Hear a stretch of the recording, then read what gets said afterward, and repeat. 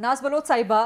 आज जो खबर आई जिसको इरफान सिद्दीकी साहब ने फिर अपने ट्वीट के ज़रिए कहा कि अभी तक ऐसी कोई चीज़ साबित नहीं हो रही, ऐसी कोई चीज़ फाइनलाइज नहीं हुई, साबित नहीं फाइनलाइज नहीं हुई, लेकिन बहरहाल खबर अपनी जगह पे मौजूद है सहाफ़ियों की, मीडिया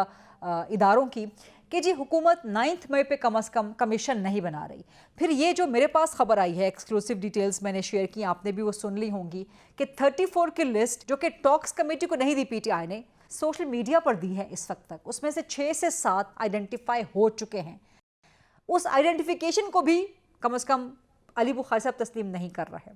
सो कमीशन का मामला कहाँ जाएगा, बनाएंगे कि नहीं बनाएंगे, ये लिस्ट आपको दें या ना दें, यहाँ से टॉक्स आगे कहाँ चलेंगे? नाज बलोच साहिबा। गरीदा, फर्स्ट ऑफ ऑल जितना मैं आपको जानती हूँ और जितने अरसे से आपकी माशाल्लाह सहाफ़त रही है और जितनी ज़िम्मेदारी के साथ आपने हमेशा जर्नलिज़म की है, तो मुझे पता है कि आप अपने शो में कोई भी चीज़ बग़ैर इंफॉर्मेशन के और तस्दीक के बग़ैर और इन्वेस्टिगेशन के बग़ैर कभी चलाती नहीं हैं। तो ये जो आप चीज़ें शेयर कर रही हैं, तो मेरा ख़्याल है ये वो तमाम चीज़ें हैं जिनका हमें बहुत पहले से मालूम था और आपने उस पर इन्वेस्टिगेशन करके, वर्किंग करके, जिस तरह उनकी आप एक लाइव कवरेज भी दे रही हैं, दिखा रही हैं,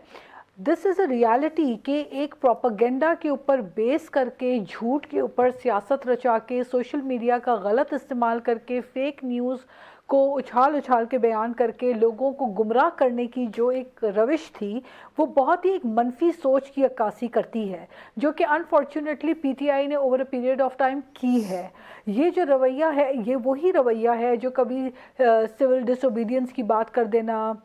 सिविल नाफरमानी की बात करना, बिल्स जला देंगे, केपीसी आके हम हमलावर हो जाएंगे, ये जो नफ़रत और हेट पॉलिटिक्स है। और जिस तरह इन्होंने आपको पता है कि 9 मई का जो वाक़या है वो किसी से ढकी छुपी बात नहीं है, तो कुछ विजुअल्स हैं जो आप दिखा रही हैं, बेशुमार ऐसी विजुअल्स हैं जो आवाम पहले ही देख चुकी है। क्या उन सब बातों से भी ये पीछे हट जाएंगे कि इन्होंने ये सब नहीं किया था? जिस तरह से इनकी अपनी मुख्तलिफ जगहों पर रीजन्स के हेड जो है वो लीड करते हुए फोर फ्रंट पर जा रहे थे, जो आपने एजाज चौधरी साहब को भी सुना होगा, उनकी भी जो है हमने ऑडियो क्लिप सुनी थी, किस तरह से वो खुशियां मना रहे थे, जो कि एक बड़े सीनियर सियासतदान है। मैं ज़ाती तौर पे उनकी हमेशा एहतराम करती हूँ कि एक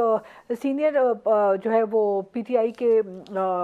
पार्टी के एक्टिविस्ट हैं, लेकिन ये दुख होता है देखकर कि जब इस लेवल पे चले जाएं कि तोड़ फोड़, दंगल और इंतशार को जो है वो सेलिब्रेट किया जाए, तो अपने ही मुल्क का नुकसान करके एक तरफ इदारों के ख़िलाफ़ जिस किस्म की बयानबाजियाँ, फिर वो फुटेजेस जो जाके कमांडर हाउस में, कोर कमांडर हाउस के अंदर जाके जो हमलावर हुए और जो सब कुछ आपने देखा, अब ये वो निहत्ते वर्कर्स कहें या जो भी कहें, लेकिन under the platform of PTI के झंडे लेके पीटीआई के वर्कर्स होकर अगर उनको मिसगाइड और मिसलीड किया गया और उन्होंने जाके जो कुछ किया, तो somebody has to take the ownership. ये कोई जंगल का कानून तो नहीं है कि आप यहाँ पे कुछ भी कर लें और आपको कल को पूछा भी नहीं जाएगा, फिर आप झूठ के सहारे ले लें कि जी हमारे ये लोग हैं, ये लापता हैं, उनके फैमिलीज़ कहाँ हैं, उनके पेरेंट्स कहाँ हैं, उनके डेफिनेटली अगर कोई लापता होगा तो उसके ऊपर आवाज़ तो उठनी चाहिए थी ना। तो ये झूठ के ऊपर सिर्फ सियासत कर देना,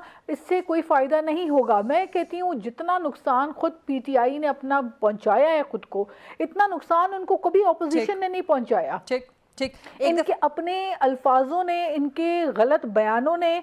इनका जो हमेशा हर चीज़ के ऊपर जो गलत रिएक्शन होता था और इररिस्पॉन्सिबल स्टेटमेंट्स होती थी, उसी की वजह से आज ये भुगत रहे हैं। ठीक है, आप देखें ना, खुद इमरान खान साहब कहा करते थे, इनके जो बानी है पीटीआई हैं, वो कहा करते थे कि जी the fish rots from the head.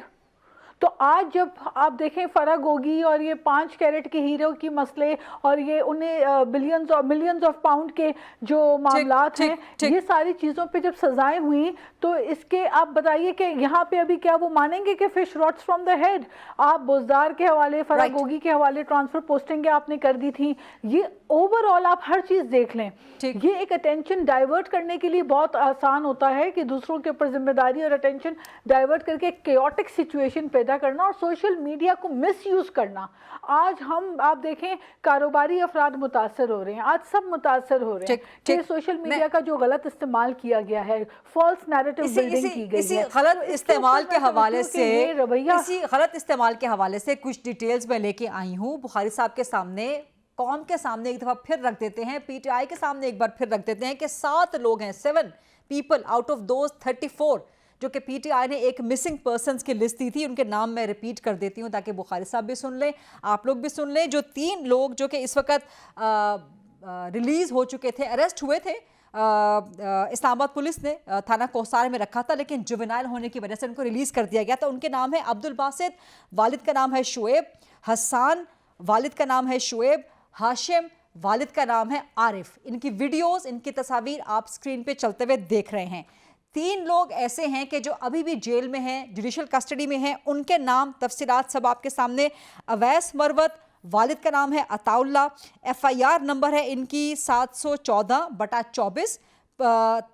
تھانہ ہے مارگلا, یہاں پہ ایف آئی آر درج ہے. دوسرے بندے ہدایت, والد کا نام ہے عالم جان, ایف آئی آر نمبر ہے 1195/24, کراچی کمپنی کا تھانہ. تیسرے جو مسنگ پرسنز مبینہ جو کہ سامنے آ چکے ہیں, جن کی پتہ چل چکا ہے جیل میں ہیں, خلیل اللہ, ان کے والد کا نام ہے خانم خان اور ایف آئی آر نمبر ہے 544/24, تھانہ سیکریٹریٹ. اس کے علاوہ ایک اور لڑکا ذیشان جس کے والد کا نام ہے نوید, میں پہلے بھی آپ کو بتا چکی ہوں, جو کہ ریزیڈنٹ ہے چابیانو چوک, دلازک روڈ, پشاور کا.